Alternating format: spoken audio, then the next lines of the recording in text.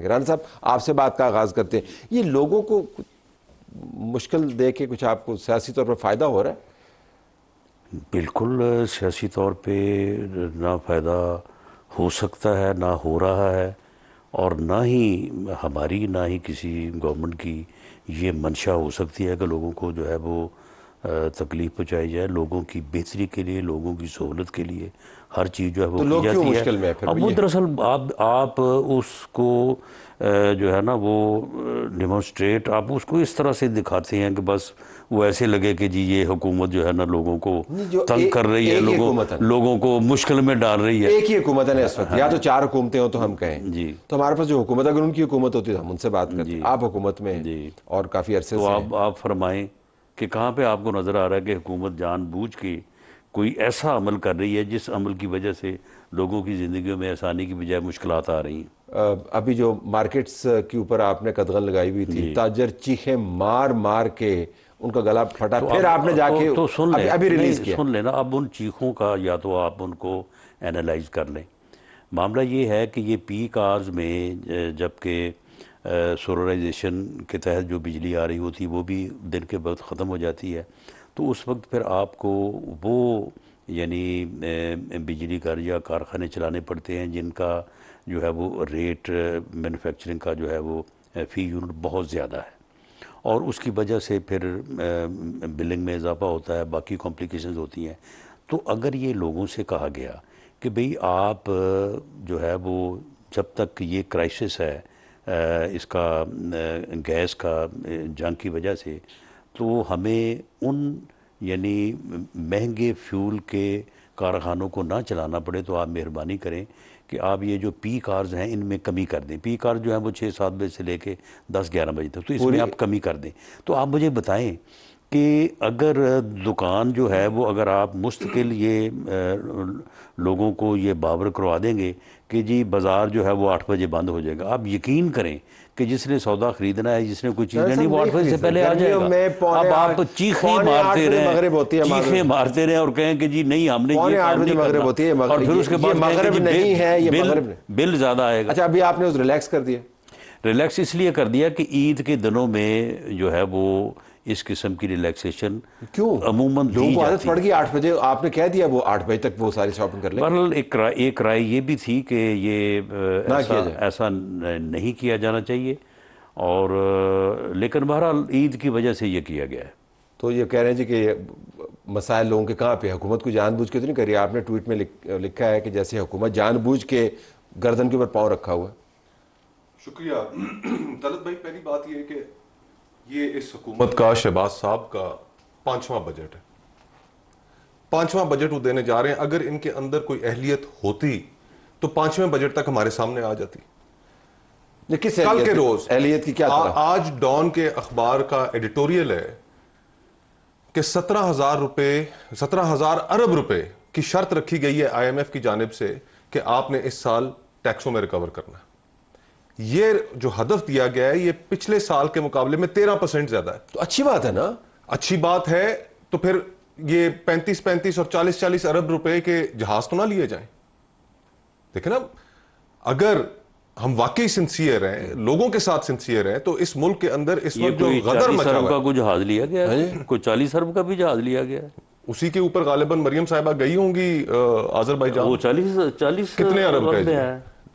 कितने अरब नहीं, कल तक तो आप शोर मचा रहे थे कि जी 10 नहीं, बताइए कितने अरब का? कल तक तो 10 अरब रुपए का लेना जायज बनता है। सुन ले ना, नहीं 10 अरब और 40 अरब में फर्क है ना। 10 अरब रुपए जो है वो फिगर तो $100 मिलियन बनता है, भाई वो लेना चाहिए। और चले फिगर तो सही रखें आप। ठीक है, वैसे आप अगर कहें दोबारा भी आ जाएंगे, ठीक है, ये अपना जो है वो जहाज सारे बेच देने चाहिए। नहीं देखिए राना साहब, बात ये है कि गधों के ऊपर जो है वो सवारी की जाए, कैसे ऐसा कर लें। अब कैसे आप डिफेंड कर सकते हैं इस किस्म की शहाना खर्चे?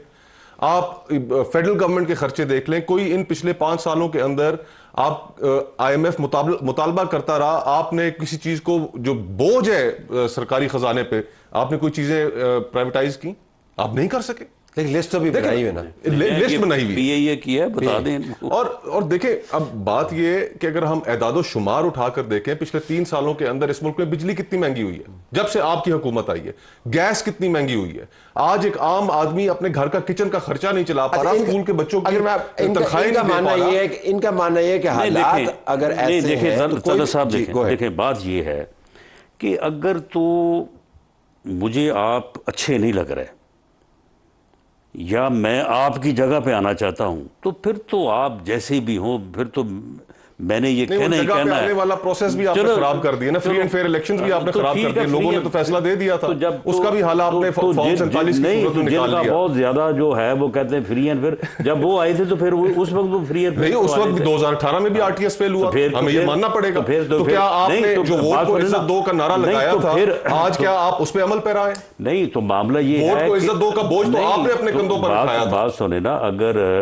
अगर उस वक्त जब वो आरटीएस बैठा के आए थे और 4 साल तो आपने यही कहा था, सुन लेना पीडीएम बनी थी, उसके चार्टर में लिखा था कि फ्री एंड फेयर इलेक्शन, हमने कहा था तो वो मान लेते उस बात। क्या उस चार्टर उस वक्त हमने उनको कहा था ना कि बैठें और बैठ के इसके ऊपर मामला फहमी कर लेते, लेकिन बुनियादी बात अब उस वक्त नहीं किया। अब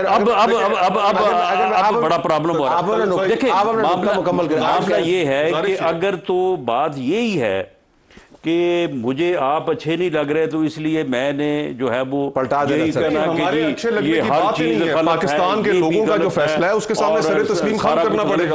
वो हमारे हाथ में हो, वो आपके हाथ में हो, बिस्मिल्लाह। फ्री एंड फेयर इलेक्शन के नतीजे में आप आ जाएं, सौ बिस्मिल्लाह। कि जी बजट में चलो पिछले साल को ले लें या इस साल की तजवीज़ सामने रखें कि जी गवर्नमेंट ये करने जा रही है, ये गलत है। अभी मैंने शुरुआत ही उससे की है, 17,000 अरब रुपए के आप टैक्स लगा रहे हैं। सुन लेना, अब उसके अंदर आप बताएं कितने हजार के लगाएं? नहीं लगाने चाहिए, आईएमएफ को छोड़ना चाहिए। इसलिए सुन लेना, नहीं अब आप सुने ना, आईएमएफ को छोड़ बिल्कुल नहीं।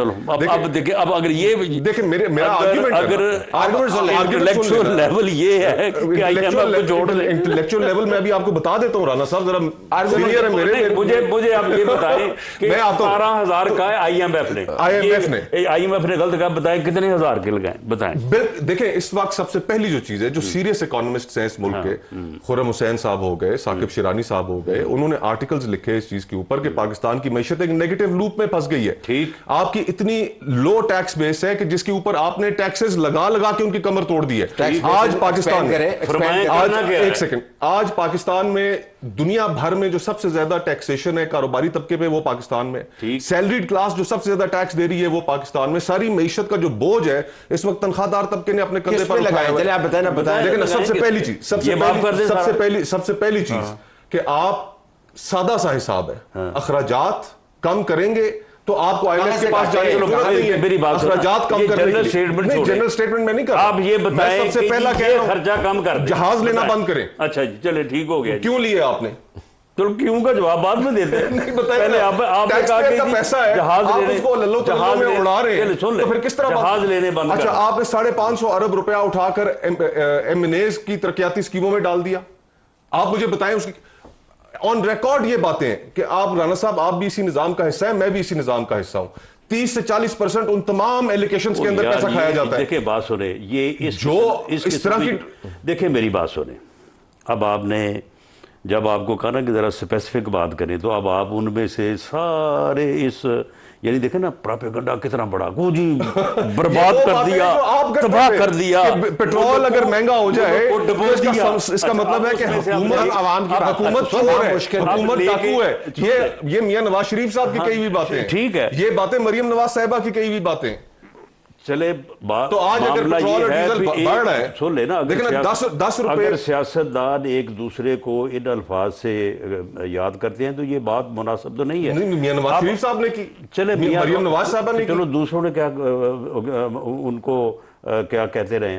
मियां नवाज शरीफ ऑन रिकॉर्ड है, उन्होंने इमरान खान साहब का नाम लेके, उनका हवाला देके कभी भी उनके खिलाफ बात की हो तो मुझे आज जो उनके साथ सलूक कर रहे हैं, वो दिखाएं। इमरान खान साहब के दौरे हुकूमत में मियां नवाज शरीफ साहब को बाहर जाने की इजाजत मिली। आज इमरान खान की सेहत खराब है, उसकी आंख जाया होने वाली है, इजाजत दे देते हैं। सुप्रीम कोर्ट अदालतें 27वीं तरमीम के बाद आपने छोड़ी है, कौन सी अदालत के पास जाए? अच्छा, ये केसेस नहीं लगते। और सियासतदानों को तो छोड़ दें, अब अदालतें भी खत्म हो गई। कौन सी अदालतें तो महज एग्जीक्यूटिव का एक डिपार्टमेंट बन गई है।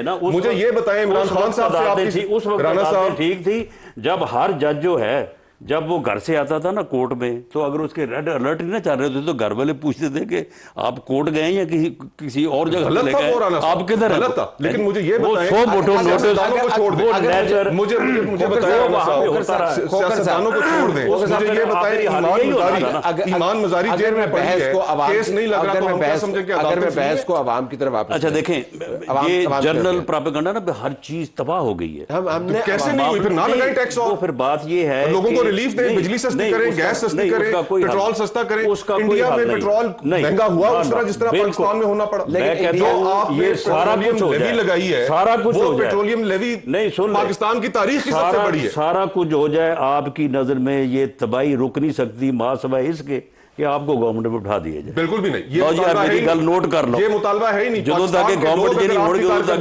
तबाही है। एक तरफ आप कहते हैं कि हमने 18 से 25 साल जो है वो वोटर की उम्र बढ़ानी है।